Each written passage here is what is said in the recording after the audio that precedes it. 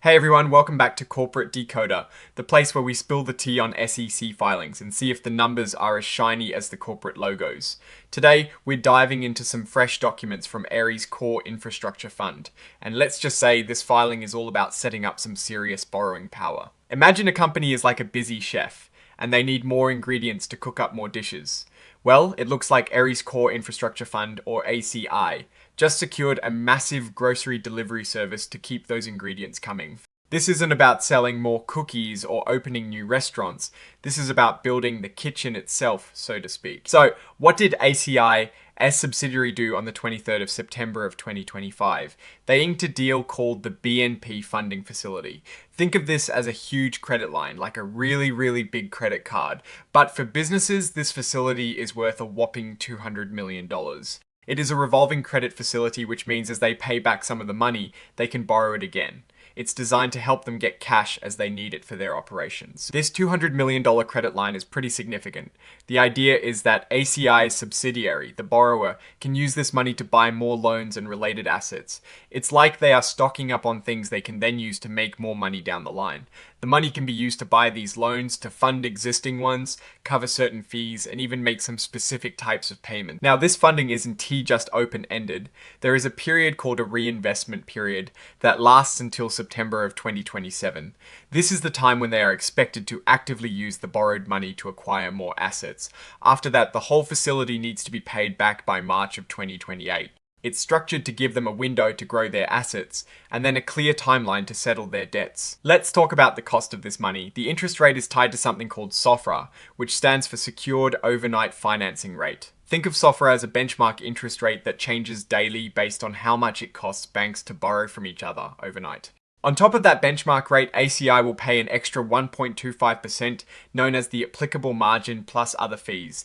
This is pretty standard for these types of agreements, but it means the cost of borrowing can fluctuate. There is also a commitment fee. This is basically a fee they pay on the money from that $200 million credit line that they aren't using. It's like paying a small fee to have that money available.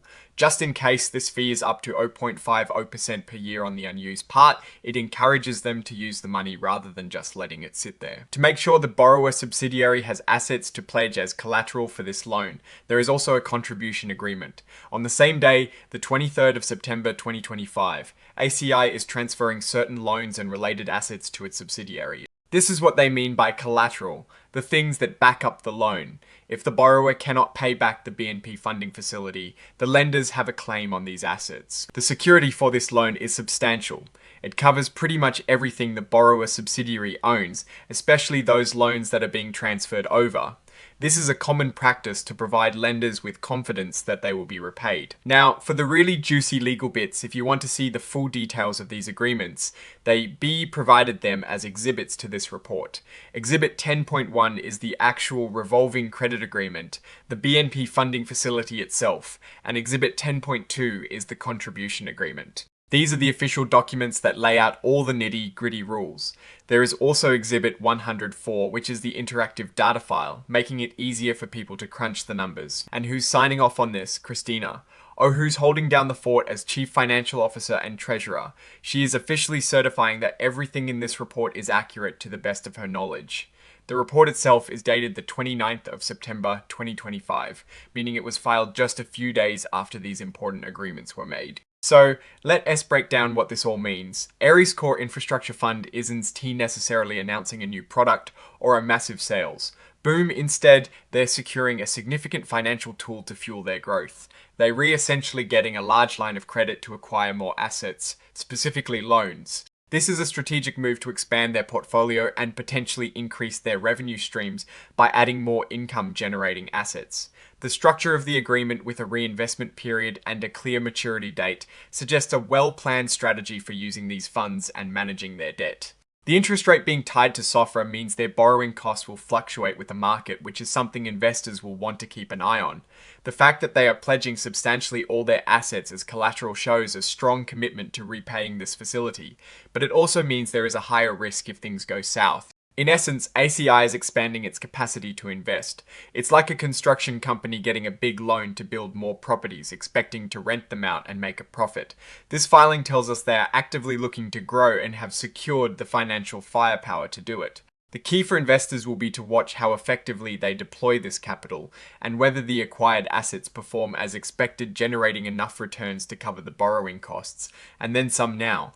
Looking at these numbers more broadly, Ares Core Infrastructure Fund is clearly in a growth phase. They are positioning themselves to take on more assets and presumably more revenue. This move suggests confidence in their ability to manage a larger portfolio and generate positive returns. The main risk here is execution. Can they find the right assets to acquire at good prices, and will those assets perform well? If they can, this $200 million facility could be a significant catalyst for expansion. Alright, that is our breakdown of this Ares Core Infrastructure Fund filing. What is your take on this borrowing facility and what it signals for the company? Future, are they making a smart move to fuel growth? Or is it a bit too much debt for comfort? Drop your thoughts in the comments. If this analysis was valuable, hitting that like button really helps, and subscribe for more deep dives into the world of corporate finance. Done. Don't forget to check out the Discord link in the description below to join our community. Thanks for watching. See you next time.